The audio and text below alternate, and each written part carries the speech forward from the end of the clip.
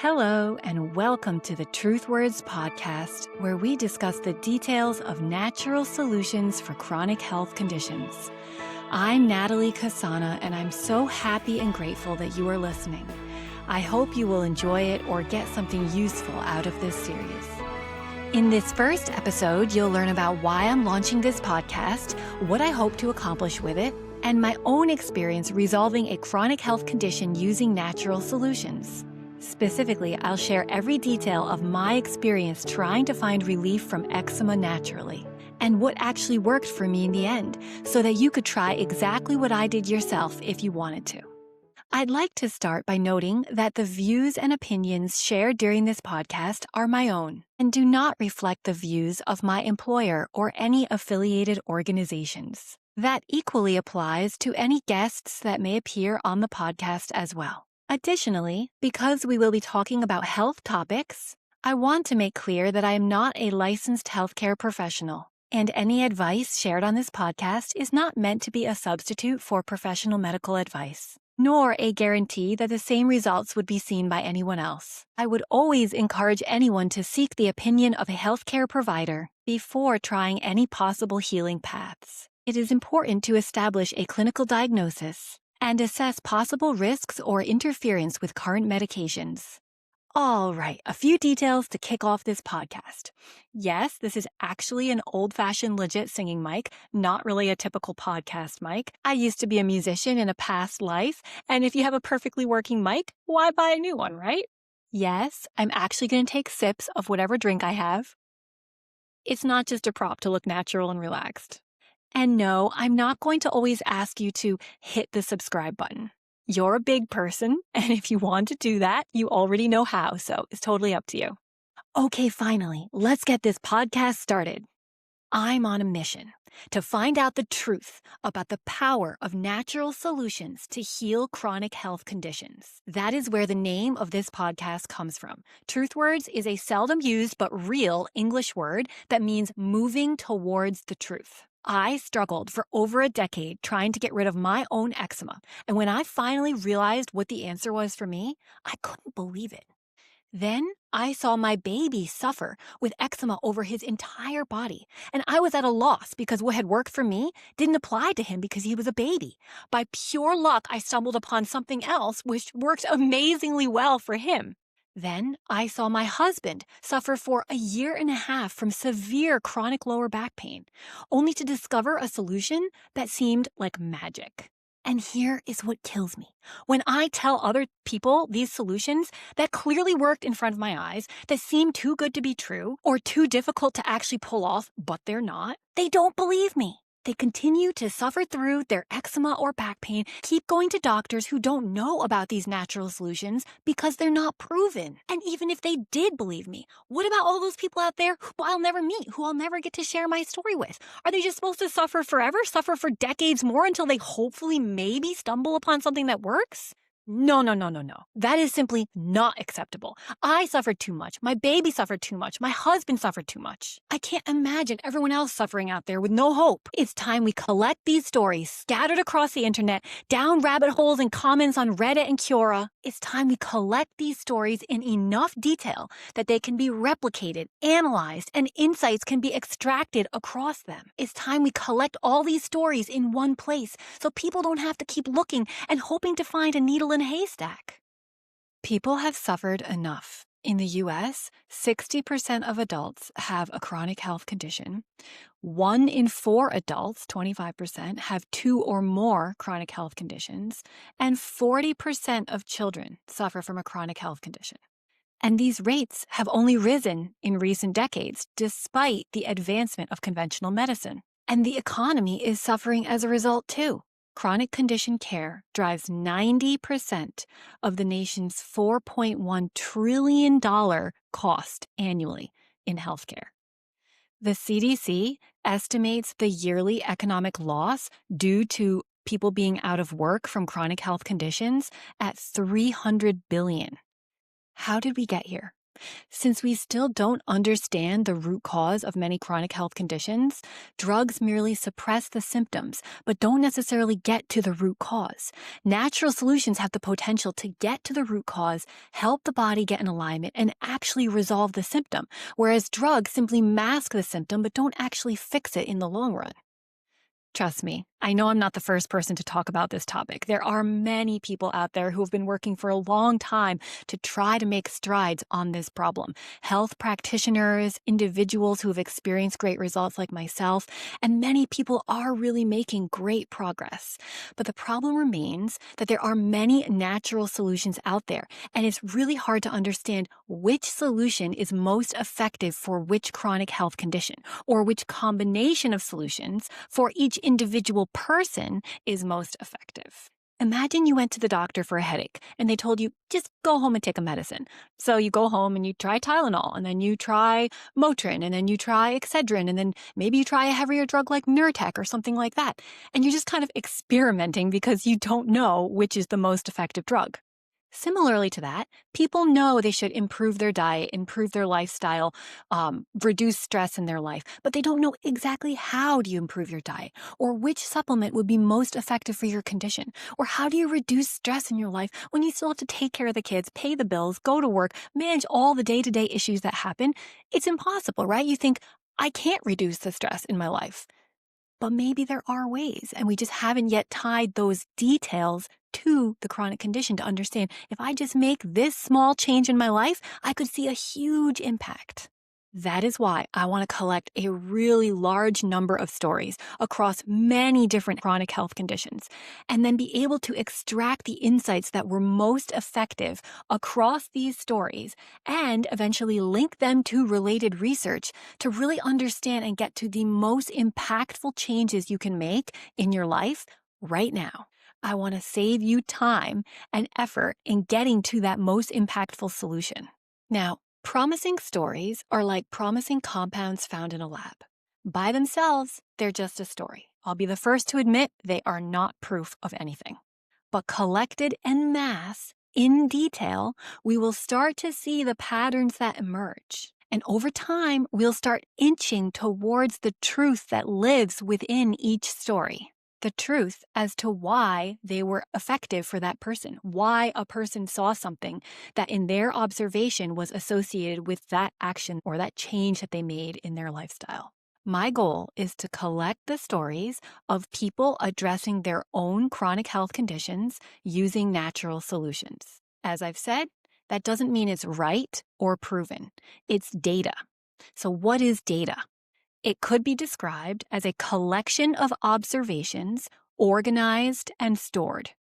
So that is what we are doing on this podcast, collecting the stories, the data, the observation of incredible people across the globe who have performed experiments on their own lives and their own health and ended up better for it on the other side. If we can save anyone out there from struggling for another decade with their chronic health condition, this entire podcast series will be worth it. Now, a little bit about me. So I completed my master's in biostatistics from Columbia University in New York City, and I studied biostatistics because I wanted to understand how can you prove something in healthcare. I've also worked in data science and product management and spent my whole career in healthcare organizations based out of New York City. Basically, as I've said already a lot, I want to find out the truth, collect data on it and prove it, and then share those insights with everyone. You might wonder, as a biostatistician, don't I worry about the bias of people telling their own stories? Here's the reality. There is a certain amount of bias in every single study out there, no matter how carefully it was planned, no matter how many factors are controlled for. It is a known phenomenon that the results of a study are more likely to align with the study funder's expectations. This is called funding bias or sponsorship bias. This can be attributed to the fact that there are so many little decisions along the way in how the study is designed, how the data is collected, how the data is analyzed, how it is interpreted, how it is reported, and finally, in how the results are derived. I've seen this myself in years of work as a data scientist. The small decisions I made, many little decisions in how to analyze the data, how to clean the data, how to build the model, how to interpret the results. They're not simply black and white, and they all have a real impact on that final outcome. So that is the same with stories. They are a person's observation of the reality that they experienced. And that, in and of itself, is as valuable as any data point out there, especially when combined. There truly is power in numbers. The central limit theorem states that, given a sufficiently large sample size, the distribution of the sample mean will approximate a normal distribution, regardless of what the distribution of the original population was. And the law of large numbers states that, as the sample size increases, the sample mean gets closer to the true population mean, and the variability of that sample mean decreases. Here's a practical example of those laws in action. Do you trust an Amazon 5-star review with only 5 ratings? No, of course not. But do you trust an Amazon 4.9-star review with 11,000 ratings? Yes, you would, right? Because you've probably experienced that the noise and bias are canceled out when there's a ton of ratings. That review, that star rating, is pretty accurate when you have a large number of reviews. It's the same concept here. If enough people experience a similar result from similar reactions on a similar chronic condition, then we start to narrow down which solutions have merit, and we start to move truthwards. I also want to share this idea I've had recently that traditional healthcare studies are top-down. Doctors and biostatisticians are trying to control for everything in the study. They're trying to replicate reality, make a hypothesis of the solution, and then testing how close we get to it. But data science and Gen AI were born of a new, evolved era, one that grabs all available, possibly relevant information out there. Whether or not it is complete or biased doesn't matter. Analyzing it and then statistically extracting the meaningful information from it non-deterministically. Meaning without any predetermined guess as to what those conclusions are. And look at the power of Gen AI. I mean, there is something to this approach for sure. And with the variability and complexity of natural health solutions, I believe the bottom-up approach is the only way we're ever going to get any information out of this. We're ever going to get towards the truth. Natural solutions are comprised of messy real-world data, things like the overlapping effect of diet, mental health, and lifestyle, which converge in different ways for different people. Controlling for all of these over time is almost impossible. So I think the bottom-up, non-deterministic, scrape all data out there approach is the way to go for natural solutions. So let the story collection begin. In this episode, I'll share my own story of how I healed my eczema. In the next 2 episodes, I'll share the story of my baby's recovery from severe eczema, as well as my husband's experience with chronic severe back pain. Yes, you'll hear a lot of me talking in the next couple episodes, so bear with me, because after that, I'll be interviewing people from across the globe to hear their fantastic stories of healing from natural solutions. I'm excited, not only to hopefully share these stories that might help other people, but to hear these awe-inspiring stories from other people who, against the odds, and usually with nothing to prove or back the information, took the risk to essentially experiment on themselves and on their health, put in immense effort in a last-ditch attempt to heal themselves, to get true healing from their conditions, to figure out what actually works. And very important to add, and I'll say this in every episode, if you have a story or if you know someone who has a story, please share it with me. I would love to hear it. I would love to have you on the podcast, or very soon I'll have a form where you can submit your stories anonymously if you don't really feel like coming on the podcast. I will be collecting every type of story. There is no limit to the type of natural solutions that might be effective. I recently read a great quote on Insta, this old Zen quote. Yes, I get my wisdom from Instagram these days. If you wish to see the truth, then hold no opinion for or against anything. I really want to know the truth about natural solutions for chronic health conditions and eventually prove it. So join me, share your story, we'll start a movement, and eventually we will move truthwards. Together, we can get there. So here we go, finally. Let's start my story. So the condition that I had was eczema. I had it primarily on my hands, sometimes up my arms at the worst point, and sometimes also on my face. And I was diagnosed by my primary care doctor sometime in high school, around when I was like 13 or 14 years old.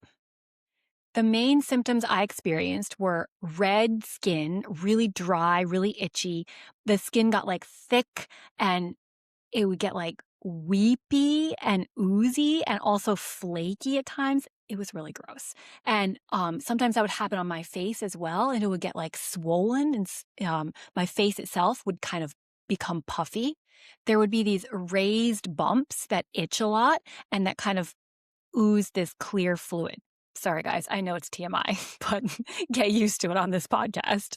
And it would come in phases. It would get bad for a while, and then it would kind of clear up, and then it would come back again in a few weeks. So it went up and down. And the general type of solution that ended up working the best for me was actually related to mental health. So it was addressing chronic underlying mental stress patterns that allowed me to finally heal from my eczema. And there's something else, which I'll share in the next episode, that had a small impact as well.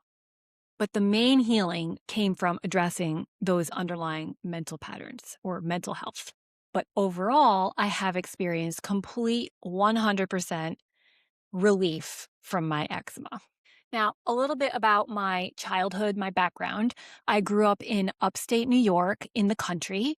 I ate a pretty healthy diet, mostly organic food or food from our garden, a lot of home cooking. We avoided a lot of processed foods. I was really lucky that my parents chose to raise me like this.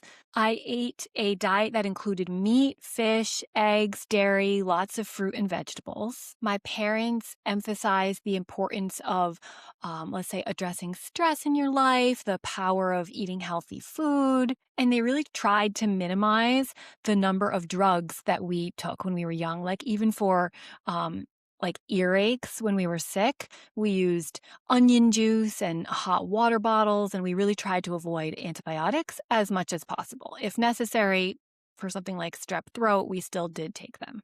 I was lucky to have no major childhood severe illnesses or traumatic experiences that I can think of, but I do remember having a lot of stomach aches, especially when I was feeling stressed. My stomach would easily hurt.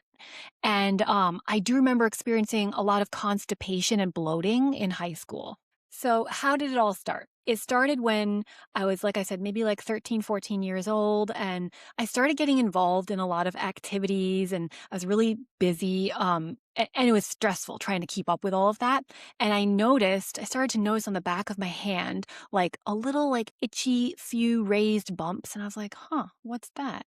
And after a while, I went to our primary care doctor, and as I said earlier, they assessed that it was eczema, and they recommended like a kind of generic barrier blocker cream like Eucerin, and also gave me a prescription steroid cream to apply as well. So I tried these. The barrier cream did absolutely nothing, maybe just soothed it if it was like a little dry in the winter. And the steroid cream did reduce the itch, but it never made the symptoms go away. So I did use that steroid cream for several years on and off as needed. Again, it was only like a small patch at this time. And it reduced the itch, and it was still red, but the symptoms definitely reduced. It never went away completely. So then in college, I'd been using this steroid cream for several years, and I started to think, okay, it's not solving the problem. I can tell that it made my skin like thin in the area where I applied it. And I thought to myself, there's no way this is good for me. I'm just continuously going to use this forever. It doesn't solve the problem, and it's not good for me. Let me try to figure out some natural way to get rid of this. And at this point in college, my symptoms were slowly getting worse. So it was kind of expanding to be all over my fingers, then the backs of my hands, the palms of my hands, and then up my arms by the time I was in my 20s. I tried many natural solutions to try to get rid of my eczema. Let me tell you about them because it's not that they weren't good for my health in general, but they were not effective for my eczema.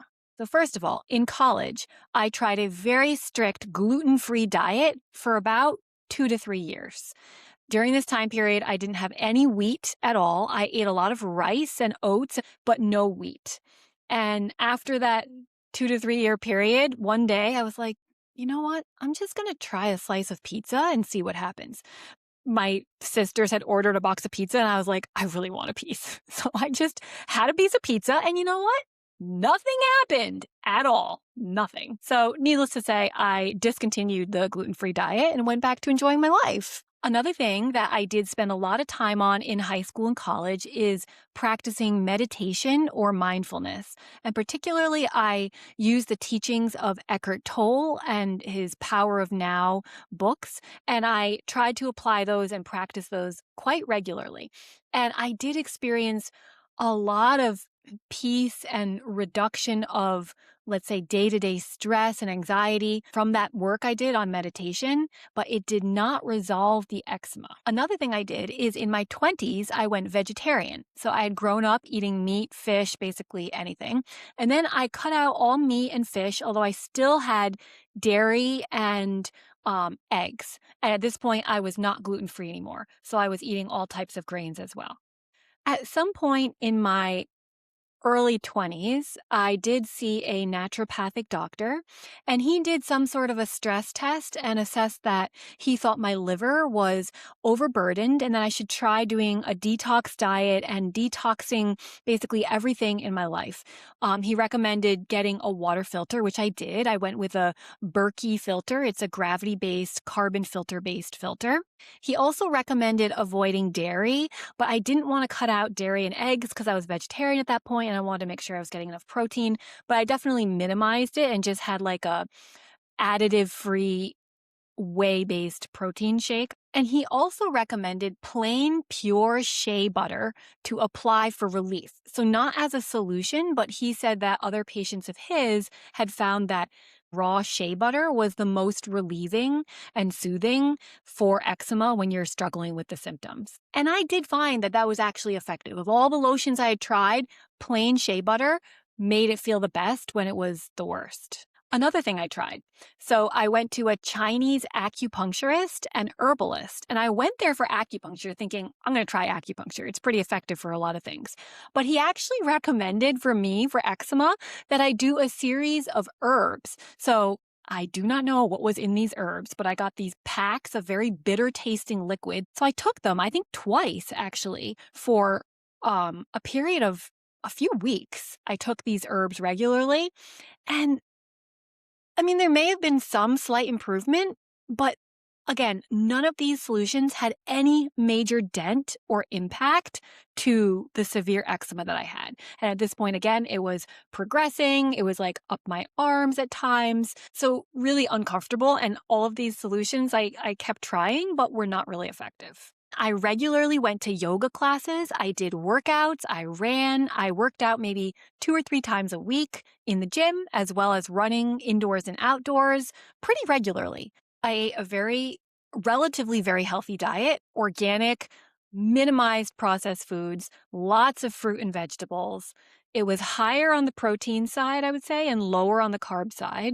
It was kind of along the lines of a Weston Price advised diet, and he had based his diet studies on indigenous people that he studied from around the world. And the main advice there was to avoid processed food, although that diet was fairly meat heavy and I was vegetarian at this time. But I ate things like grass-fed ghee and pasture-raised eggs and other things like that that were, similar to the diet that he recommended. I also took lots of supplements, lots of vitamins, lots of probiotics, and they also did nothing for my eczema. I avoided all additives, all chemicals in foods, and in all the products I use. So hair products, toothpaste, makeup, cleaning products, anything like that, I completely went to the most natural solutions I could find. One specific thing I did find is that turmeric made my eczema a little better. It noticeably reduced the severity of the symptoms, not how widespread they were, but the intensity of the symptoms. And I was taking a lot of turmeric per day, like a tablespoonful dumped in like tea, and I would like mix it around in hot water so it was like a little more digestible maybe. And I would drink that. It was very bitter. And I did notice when I did that for a time period that there was a bit of a reduction in my symptoms while I was doing that. But as soon as I finished, it came back completely. It didn't solve the problem long term. I also noticed that whenever I drank alcohol, a significant amount of alcohol, my eczema would definitely get worse the next day. That was something I could predict and I expected, and does, in my mind, like I generally am not going to talk about my guesses on the causes, but in my mind, that links it somewhat to the liver because we know alcohol is not good for your liver. So yeah, it definitely got worse when there was extra burden on my liver. So when I was around 27, my symptoms reached their worst that they'd been. And what that was like was I had eczema all over my hands, the backs of my hands, my palms, going up my arms. It was really red, really itchy, really flaky all the time. It was very embarrassing. I used to wear shirts with really long sleeves that would like cover up to my knuckles. So if I was typing on my computer at work or at school, I was doing a grad program. Hopefully my friends and colleagues wouldn't see my hands, because if people saw my hands, they'd be like, oh my God, what happened to your hands? Like a huge reaction that was like really embarrassing because I didn't know what to say aside from it's just eczema. But it's awkward and embarrassing, right? And I remember at night, first of all, the itch was like all the time, super distracting, super annoying. And even at night, I would be scratching all night during my sleep. And I would wake up and my sheets would have blood stains on them from like scratching myself till I bled. Yeah, two memories stand out to me from this time period. One is that my husband never made comments about my eczema. He never hesitated to hold my hand. And like, I mean, I'm getting emotional thinking about it here, but like, I can't believe that. I was so grateful for that because I was so embarrassed and self-conscious about it. And like, it felt awful and gross. Like, and he always would just hold my hand like there was nothing wrong. And I'm very appreciative of that. And the other memory is we were getting ready to go out and visit some friends. We were going to have coffee or lunch with some friends. And my face that day was so puffy because, like I said, sometimes it spread up to my face, on my eyelids. And I remember trying to put on so much makeup to cover it up. And I was so frustrated. I'd spent like a decade at this point trying to figure out what was wrong, trying so hard, putting in so much effort on all these different natural solutions, and nothing worked. And it's like so frustrating. And I just remember feeling like at a loss and going out and being like, I hope people can't tell that like there's something clearly wrong with my face. So yeah, it was really fun. I share all of that to get to the exciting part. So I did finally find a solution. Okay, so how I figured out this solution is totally unintentional and accidental. And I'm just so grateful that I finally stumbled upon it. Completely separately, one day, I decided I was so sick of always feeling like I'm running behind in my life at a big scale, like running out of time at a high level to achieve what I had planned for my goals in my life mostly related to my career, but just in general in life. I always felt like I was running out of time and I was behind. And one day I decided I'm sick of always feeling like this. Why? It's my choice. I had this realization. It's my choice. It's my mental pattern, the way I think about my life that is causing me to feel this. I don't have to feel this. It's an exhausting, stressful feeling all the time that like I'm running out of time to achieve my dreams, constantly feeling like I was not achieving up to the timelines that I had set for myself. I had very high goals and I was always doing two things at once. I was always doing like college and working on music. I got to this point where I decided I'd had enough. And again, this is completely unrelated to my eczema. I just was sick of feeling stressed and like I was running out of time all the time. What did I do when I had this realization and I made this decision? I did what I had done previously in my life. I'm a very like emotional person. I can easily get worked up about things. And previously when I got really stressed or upset about things, I would be like, okay, I need to sort out the actual reasons why I'm upset here because often they would compound in my head when 3 or 4 or 5 issues were floating around and I wouldn't be able to kind of sort out, okay, this and compartmentalize and deal with them. So what I did is I wrote things out in a notebook. I sat down and said, okay, what are all the things that are bothering me?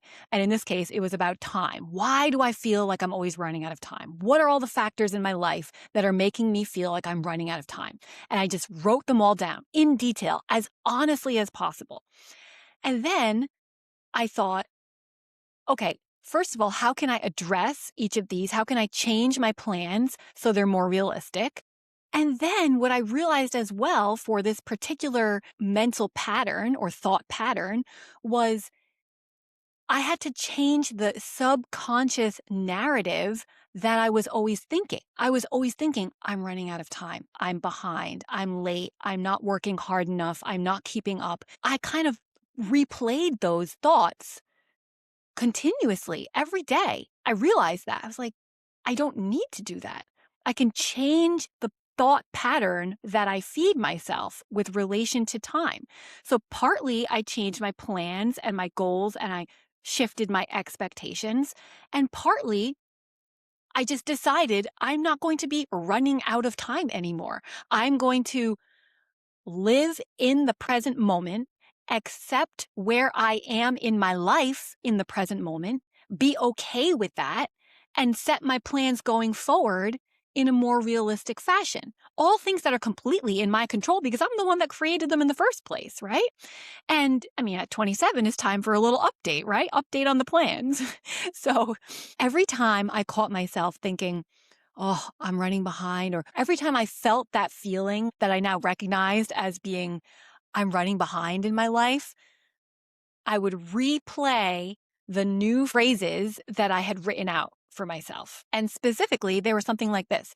I am not running behind in my life. I am perfectly on time where I'm supposed to be in the present moment. I am exactly where I am, and I accept that. I don't resist where I am in the current scheme of my life. So, in summary, what I did was assess my own thought patterns and subconscious beliefs that I replayed like a tape recorder in my head. I thought, okay, I don't like some of these. I don't want to feel that way anymore. And there's no reason why I have to. I want to feel like I am on time in the right place in my life, moving forward as planned in a realistic manner. And I don't need to feel stressed about that anymore. I want to note something really important here. I did not in any way reduce the number of things I was doing every day.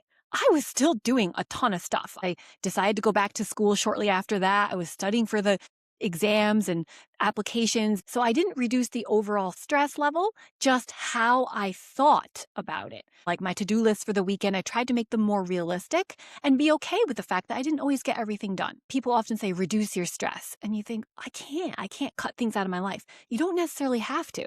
You can just change how you're thinking about them.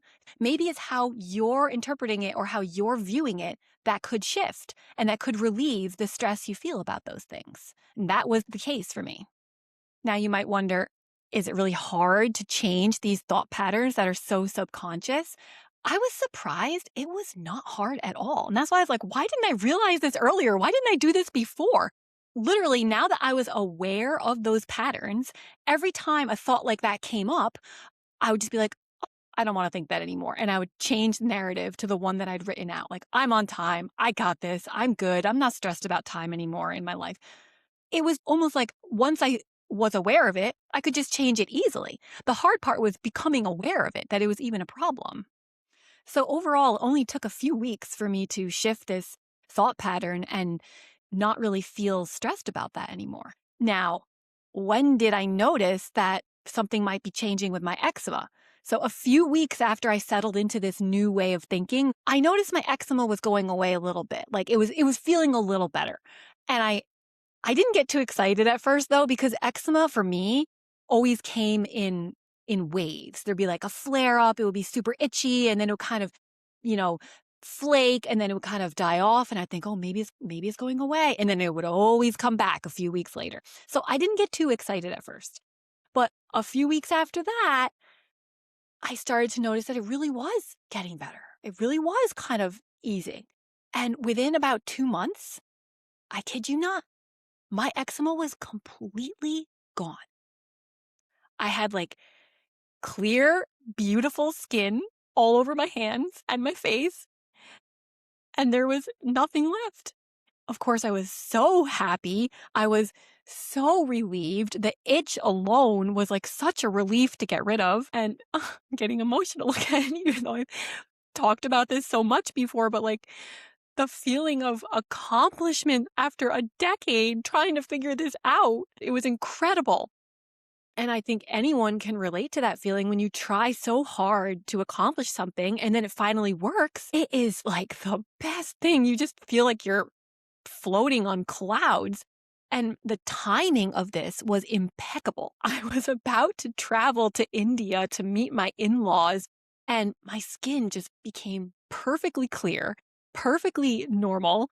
And we went there, and they do the mehendi where they paint on the hands, and I was like, oh my God, this is so much fun. I can enjoy this. I can enjoy all these experiences in life and not feel self-conscious anymore.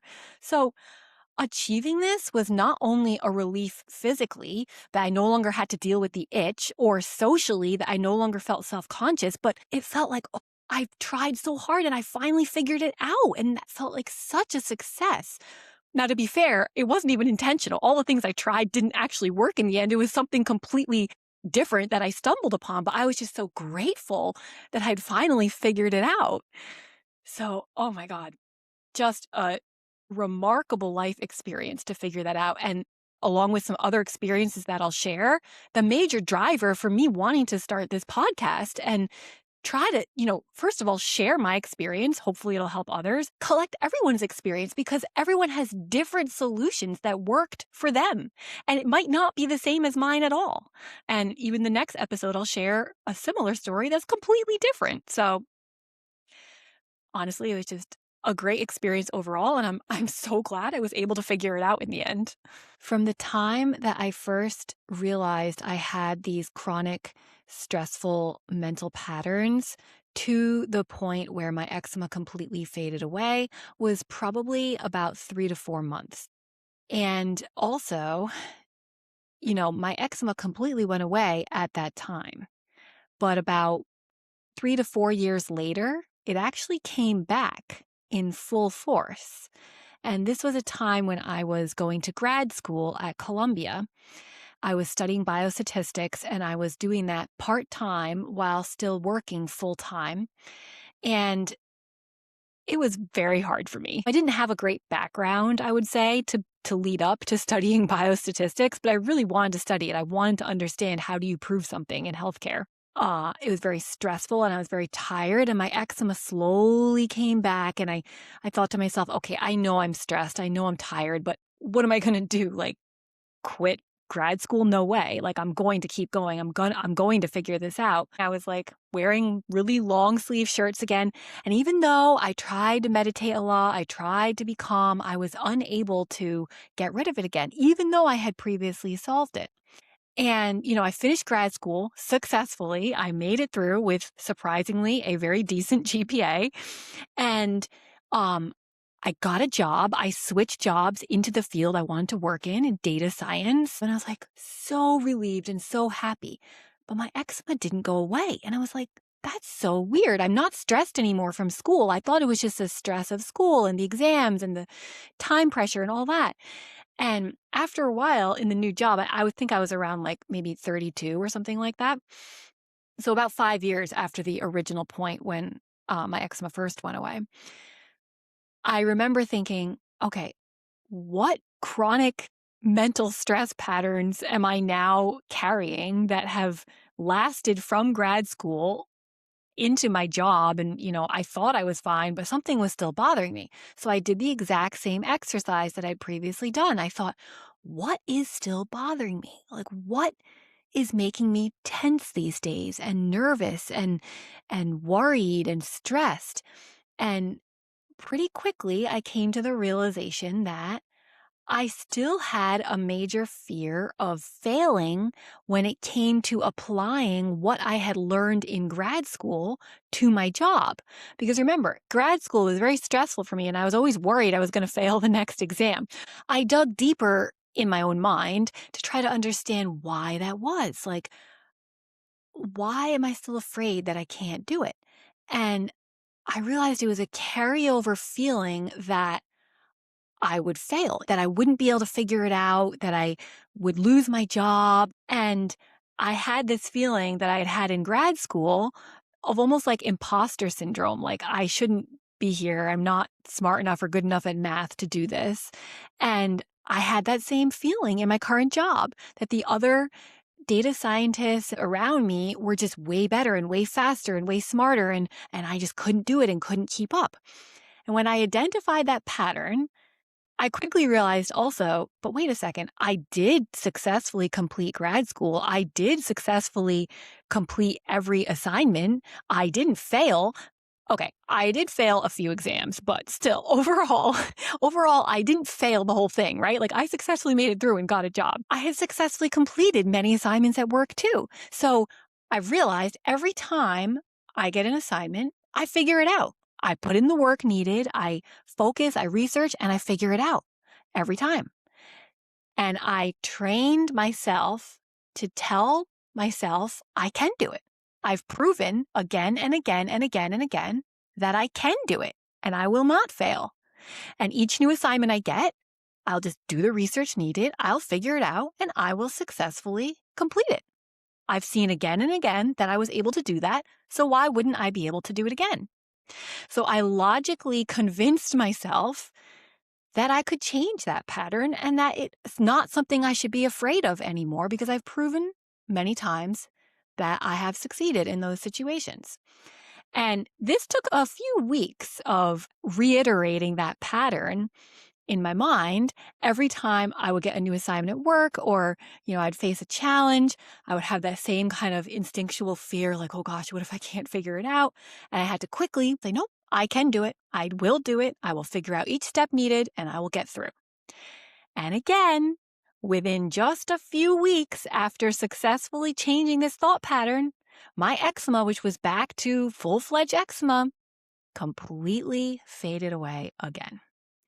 So, it can come back, right? It's not that it's gone forever, but when I address that one specific thing that's bothering me most, a thought pattern, it fades away completely.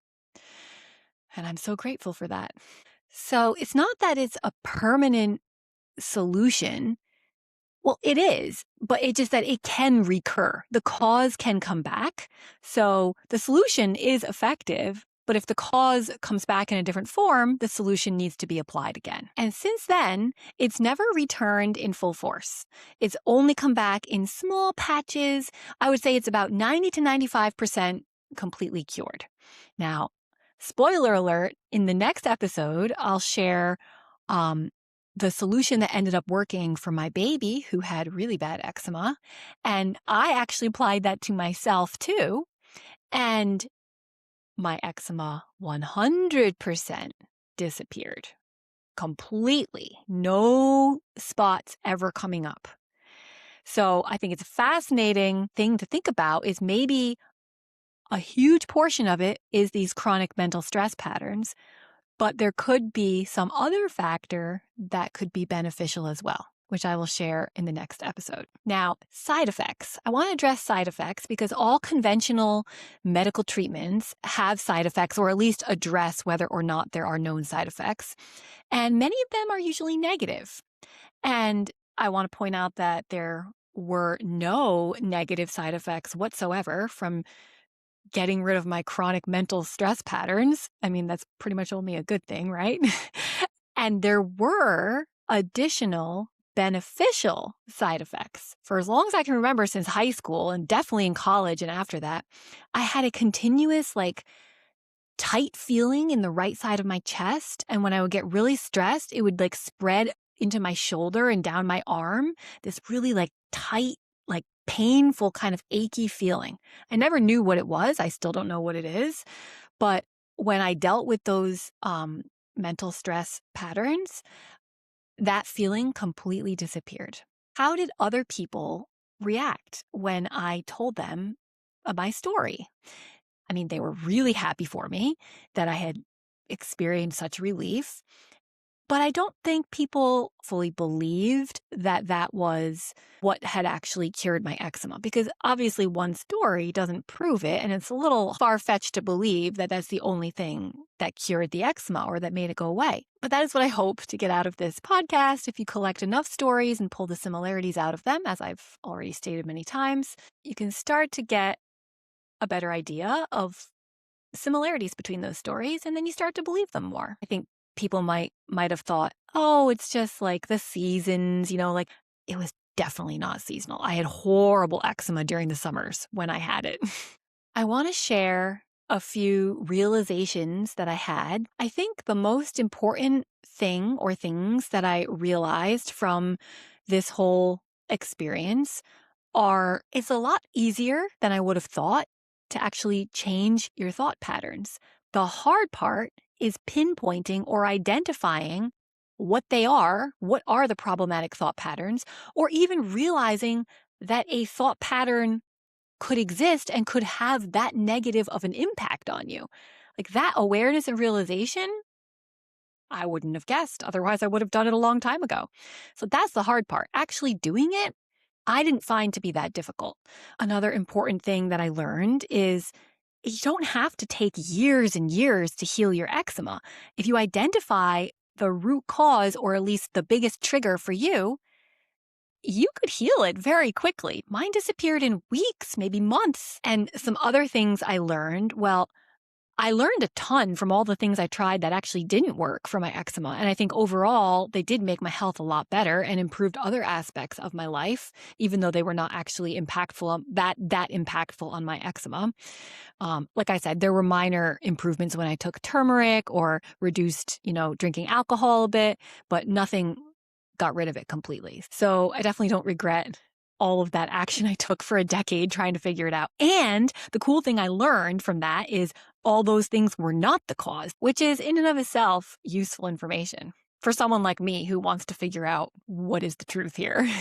The most useful resources for me when healing from my eczema were, number one, my own little notebook where I wrote out everything that was bothering me, my thoughts, my thought patterns, my proposed solutions. I do find that writing things down has a lot of value. And I know I've heard other people say that as well. One might think, oh, I can just think it through in my head and work it out. But something about writing it down gets it out of your head, allows you to take a second look at it and kind of analyze it without having to remember it all the time. And somehow allows you to let it go a little bit too, because you're not going to forget it. It's all written down. You don't have to keep recycling it in your mind. So I really do recommend get a good little notebook and write stuff down.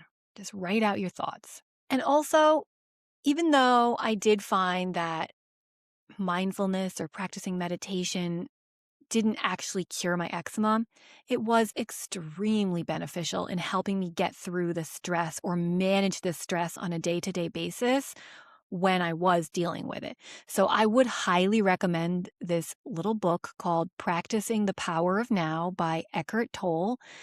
It is a very practical, simple book on how to meditate. At least that's how I found it to be. And I referred to that so many times, and it really, really helped me. If I were guiding someone else on the process of getting rid of their eczema, I would first and foremost say, don't give up. Believe in yourself. Believe that you can heal from it. Believe that it is within your power and ability to figure out the main trigger for yourself and heal from it. Like, you can be fully eczema free. Absolutely. I am 100% sure of that. Another thing I would say is don't believe the hype. The autoimmune theory is just that. It's a theory, right? It's a theory. It's a theory that eczema is the body attacking itself. That is not proven. And frankly, from my experience, it doesn't align. Now, I'm not saying that just my story disproves the autoimmune theory, but if you believe that your body is attacking itself, then how do you think that your body can heal from it? It's counterintuitive. And if my body was really attacking myself and then I got rid of my stress and it just stopped attacking itself, I don't know. I don't quite buy that. Again, I'm not going to be speculating on the underlying causes of eczema and why what I did helped. I'm not going to go there on this podcast. I think that is a topic that requires a lot further research down the road. But I would just say, don't necessarily believe every theory, even if it's popular out there, because it may subconsciously make you think that you can't heal from your eczema, that it's out of your control because your body's just doing this, just attacking itself. I don't think that's necessarily true. And I really think that you can heal from your eczema. I would also recommend, if you feel that you would prefer to speak with a therapist, that could be really beneficial for people as well. I personally just preferred to write things out and was able to kind of address and resolve the thoughts that were bothering me on my own. So I wanted to share that, if you don't want to go see a therapist or you can't for some reason, you can still heal. You can do it yourself. But for some people, it might be really beneficial to talk it out with someone else. It could be a friend, it could be a family member, or it could be a therapist. It could be really beneficial to talk out some of these issues. So I would recommend considering that as well. So now I want to share a few intriguing insights or realizations that I came to through this whole experience.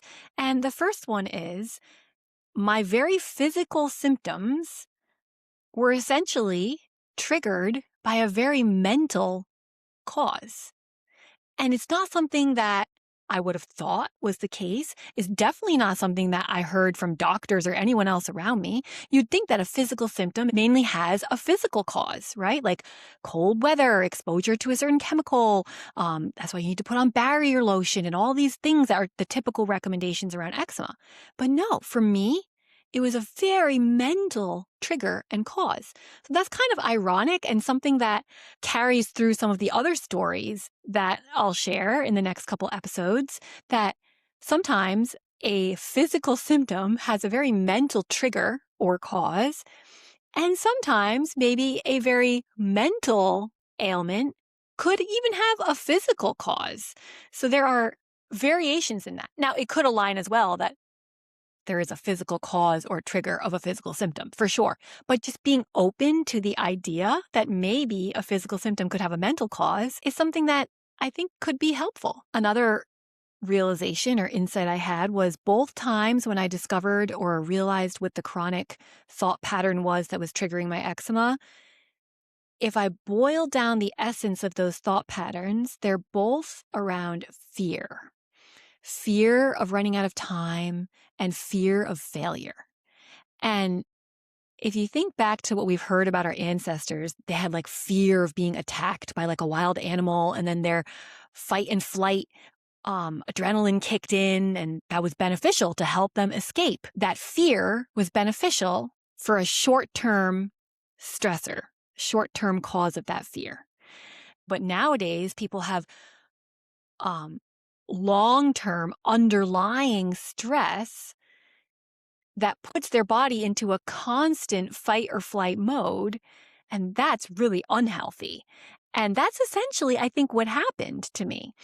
But what's not clear when you hear this, what was never clear to me, is how to identify what that trigger of that long-term stress is and how to resolve it. I always thought I had to simplify my life and just live a stress-free life. Well, that's not the case at all. It's the fear factor, the fear of something in your life, and that fear is continuous. The cause of that fear is continuous. It keeps happening. I keep getting new assignments from school and new assignments from work, and each time they trigger that fear.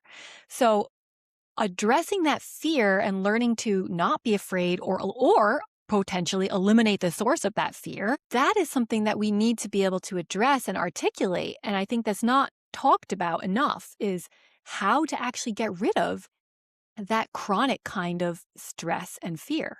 Also, it's a little bit ironic that I spent basically a decade doing all these really hard is a relative term, but um, relatively difficult things that I implemented in my life, like changing my diet and changing my lifestyle patterns and trying to implement these things that naturopath doctors recommended. It's ironic that at the end, it was actually so simple. It's just that I didn't know what it was. That's where I really hope that these podcasts, and I hope to collect other stories as well, can help people and save them that hassle of so long trying to figure out what it is and trying all these things and putting all this effort and not getting anywhere and feeling despair, when the reality is it could be fixed so easily if you just know what to do.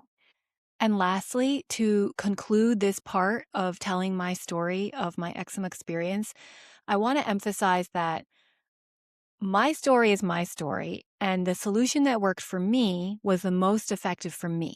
But I've seen online, on Instagram, Quora, Reddit, other sources, many other stories that differ from mine and that also led to complete remission of eczema.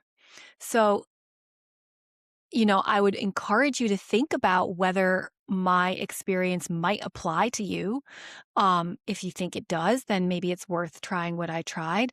But also, consider that there may be other options, and that is perfectly legitimate. And that's why I will be collecting many people's stories on how they were able to get rid of their eczema, so that hopefully we'll have all the most effective and popular methods easily gathered in one place, so you can decide what might be the most relevant solution for your own personal situation. And I'm very excited to hear other people's stories. I mean, it's such a fascinating, intriguing topic. So thank you so much for listening to my story. Like I said, I'm really excited to hear other people's stories. And I just want to clarify, I will be collecting stories on all types of chronic conditions.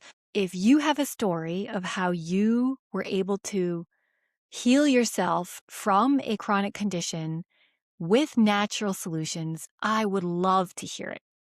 And I want to also clarify what I mean by natural solutions. So what I'm referring to is kind of a broad definition, but things that are not man-made.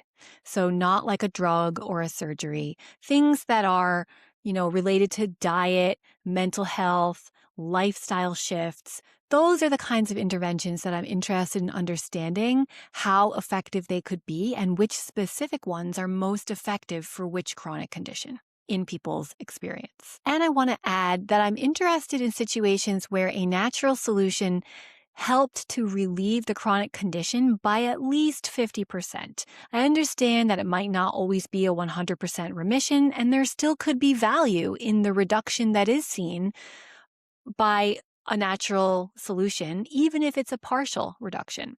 So if you have a story or you know anyone who has a story, please don't hesitate to reach out to me. And even if you don't want to come on the podcast, like my husband, very soon I will have a form where you can answer all of the questions and share your story as well. And that will be equally as helpful for working towards my long-term goal of collecting as many stories as possible and then being able to trace or extract the insights between the different stories. So thank you again so much for listening to this first episode, and I'm very excited to be back soon with the second one.